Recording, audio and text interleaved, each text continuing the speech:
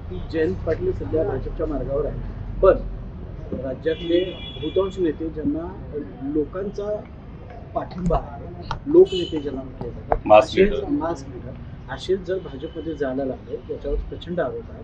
तर सर्वसामान्य मतदारांनी जनतेनं याने काय बोध घेतला पाहिजे? जयंत पाटील साहेब जाणार नाहीत अशी मला निश्चितपणे खात्री आहे. तो मुद्दा बाजूला ठेवूया.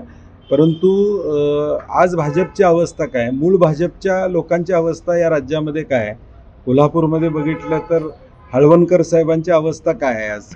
आणि म्हणून मूळ भाजपची लोकं आज भाजपमध्ये पदावर नाही आहेत, परंतु बाहेरून काँग्रेस, राष्ट्रवादी, शिवसेना, उद्धवसाहेब या सगळ्यांच्याकडून आलेलीच लोकं आज पुढे आहेत. मंत्रिमंडळाचा हिशोब केला तर तुमच्या लक्षात येईल, मंत्रिमंडळात सुद्धा संख्या कुणाची आहे तर काँग्रेस, राष्ट्रवादी आणि या सगळ्यांकडून आलेल्यांची संख्या तिथं जास्त दिसते.